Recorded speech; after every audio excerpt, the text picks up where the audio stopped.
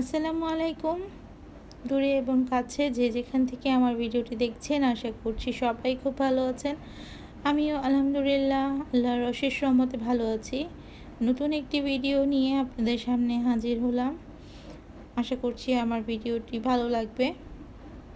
সামনে রমজান মাস তো চলেই এসেছে, আর রমজান মাসে টুকিটাকি অনেক কিছুই বাজার সদাই লাগে, তো সেগুলোই আমার বাসায় নিয়ে আসা হয়েছে। আর কিছু বাকি আছে, সেগুলো আবার আস্তে আস্তে নিয়ে আসবে, আর একবারে তো সব কিছু আনা যায় না। তাই আর রমজান মাসে তো ইবাদতের মাস, বেশি বেশি ইবাদত তো আমাদের করতেই হবে। তবে খাওয়া দাওয়া তো বাদ দেওয়া যাবে না, খাওয়া দাওয়া করতে হবে। সারাদিন রোজা রাখার পরে ইফতার করতে হবে। আর এই ইফতারের একটা সময় থাকে যে এটা একটু ঝামেলা করতে হয়। আর এখানে সব কিছু যদি রেডি করা থাকে তাহলে আর এত ঝামেলা মনে হবে না।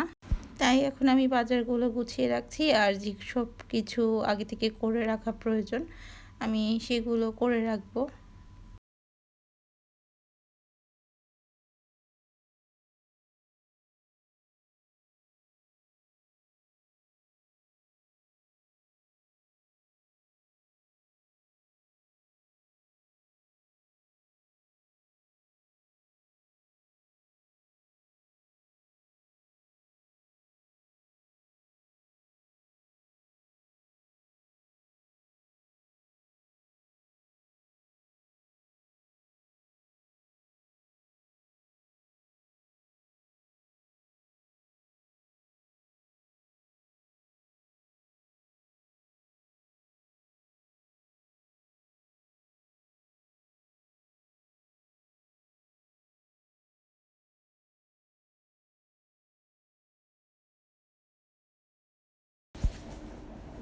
আর এখন পেঁয়াজু বানানোর যে ডালটা সেটাও রেখে দিচ্ছি। আর এখানে অনেকগুলো সেমাই নিয়ে আসছে প্যাকেটের। এইগুলো সেমাইগুলো আমি এখন একটা বক্সে রেখে দিব। আমাদের বাসায় সেরিতে এই সেমাই প্রতিদিন খাওয়া হয়, তাই একবারে বেশি করে নিয়ে এসেছে। এগুলো বক্সে করে রেখে দিয়েছি, কারণ এগুলো প্যাকেট খোলা থাকলে এলোমেলো হয়ে থাকবে। বক্সে রাখলে এক জায়গায় গোছানো থাকবে, সেজন্য যখন প্রয়োজন হবে আমি প্যাকেট খুলে নিব একটা একটা করে। আর আমি এটা 2টা বক্সে করে রেখে দিলাম। এই তো আমার সব কিছু গোছানো হয়ে গেছে। এখন আমি জায়গায় রেখে দিচ্ছি। আর একটা বক্সে নুডলস রেখেছি, সেটা এক বক্সটা খোলা হয়েছিল, তো যে প্যাকেট এনেছে সেটা আবার একসাথে করে রেখে দিলাম।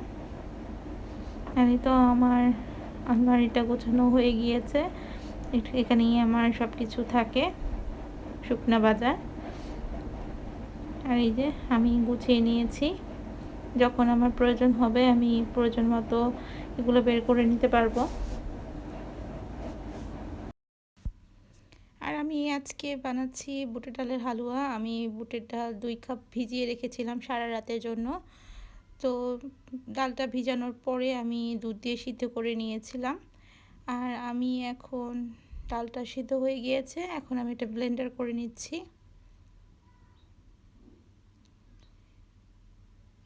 আর এই তো ব্লেন্ডার করা হয়ে গেছে।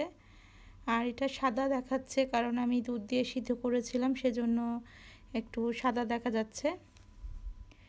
তো পরে যখন আমি ঘি দিয়ে এটা ভাজবো তখন এটার কালারটা চেঞ্জ হয়ে যাবে, আর এরকম সাদা দেখা যাবে না। আর এখন আমি একটা প্যান বসিয়ে দিয়েছি, তাতে ঘি দিয়েছি 4 টেবিল চামচ, আর দারচিনি এলাচি দিয়েছি।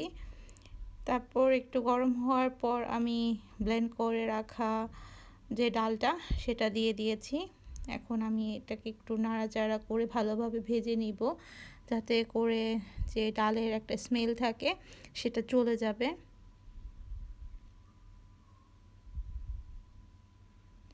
মোটামুটি 10 মিনিট একটু ভেজে নিলেই এটা হয়ে যাবে। আর একটু কালারটা সুন্দর দেখানোর জন্য আমি দিয়েছি একটু ফুড কালার, এটা স্কিপও করা যায়, আমি দিয়েছি একটু যাতে সুন্দর লাগে কালার, সেজন্য। আর আমার ডালটা ভাজা হয়ে গিয়েছে, এখন আমি চিনি দিয়ে আবার একটু নাড়াচাড়া করে নিব।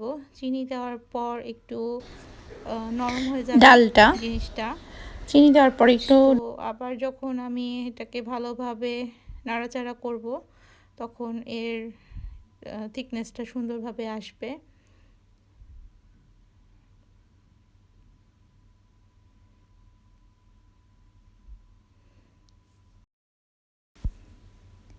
আর এখন হয়ে গিয়েছে, ডালটা থেকে চিনিটাও এখন মেল্ট হয়ে গিয়েছে। আর এখন আমি একটু ঘি দিয়ে দিয়েছি আর একটু পাউডার দুধ দিয়েছি।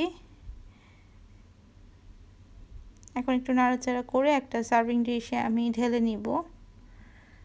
আর আমি একটু পেস্তা বাদাম দিয়ে সাজিয়ে দিয়েছি। তো আমার আজকের ভিডিওটি এই পর্যন্তই। আশা করছি আমার ভিডিওটি ভালো লাগবে। সবাই ভালো থাকবেন। আসসালামু আলাইকুম।